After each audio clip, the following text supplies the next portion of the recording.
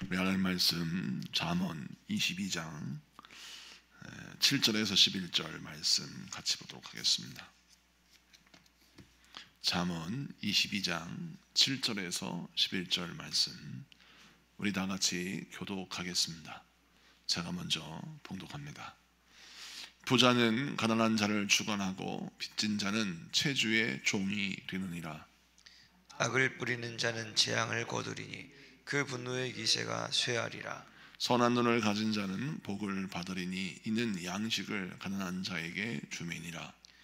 오만한 자를 쫓아내면 다툼이 쉬고 싸움과 수욕이 그치느니라. 다 같이 마음의 정결을 사모하는 자의 입술에는 덕이 있으므로 임금이 그의 친구가 되느니라. 아멘.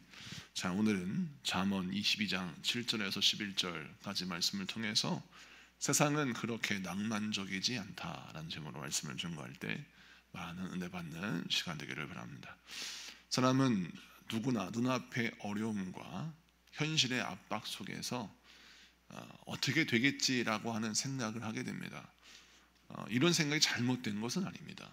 우리가 믿음 안에서 어떻게 되겠지라고 말하면 그것은 하나님을 전적으로 의지하는 믿음의 태도에서 나오는 말이기 때문에 그 말이 잘못된 것은 아닙니다.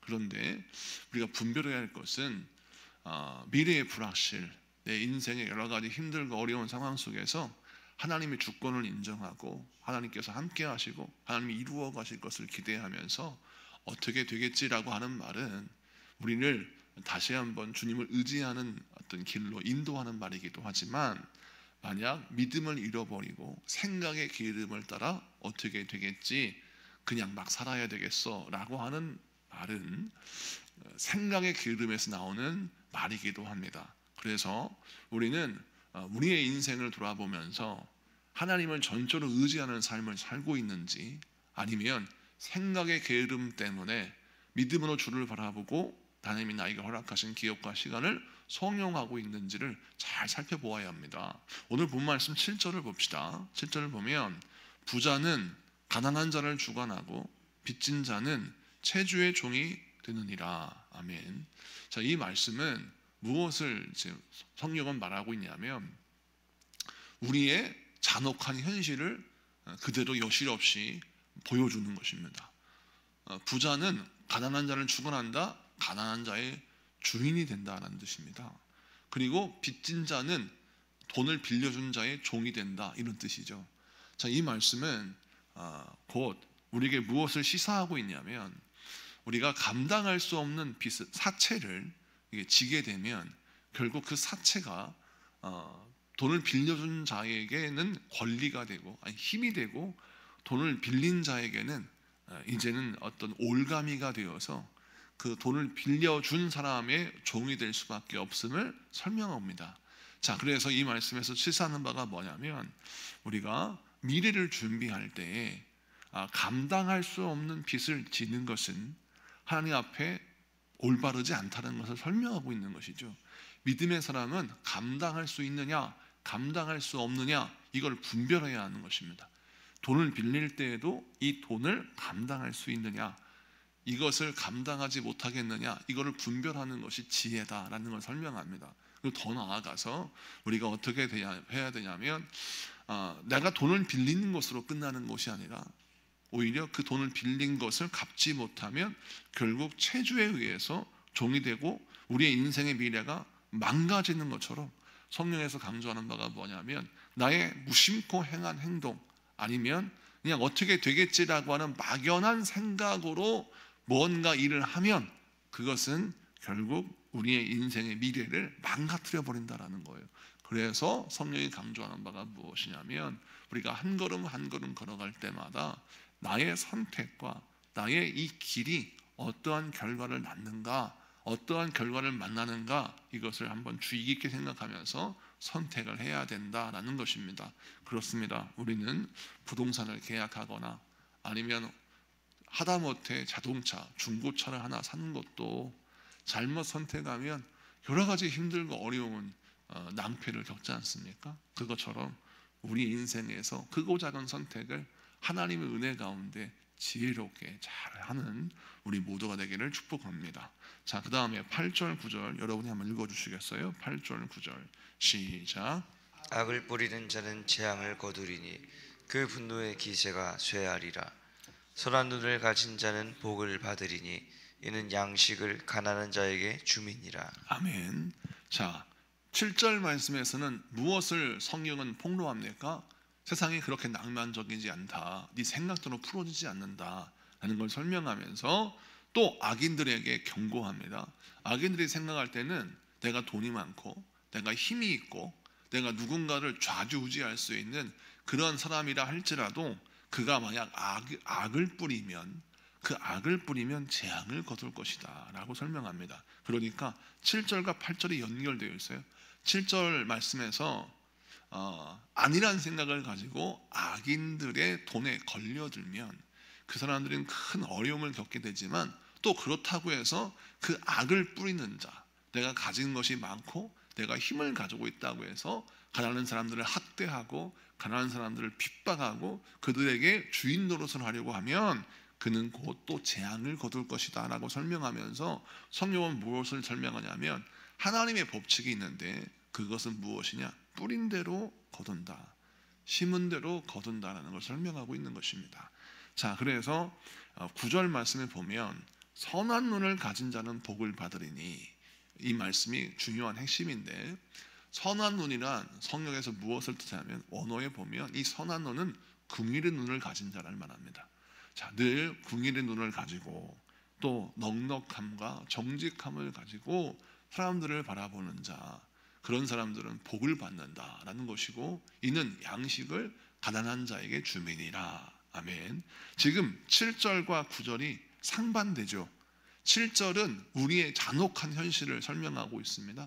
낭만적이지 않은 우리의 삶의 오늘의 모습. 그러나 9절 말씀에 보면 하나님의 사람들, 선한 눈을 가진 자들은 그런 악한 세상 속에서 복을 받는데 그 복이 무엇이냐? 섬기고 사랑하고 흘려보내는 그런 사람들은 결국 하나님께서 복을 주신다라고 설명하고 있는 것입니다. 그래서 이 말씀을 통해서 우리가 무엇을 내 마음에 새겨야 합니까? 하나님의 뜻대로 살아가는 자에게는 하나님께서 그 믿음대로 심었으니 주시는 복이 있지만 내가 힘을 가지고 있고 어떤 권리를 가지고 있다고 해서 어렵고 힘든 자를 긍휼히 여기지 아니하면 결국 그는 하나님의 진노를 산다라는 것입니다.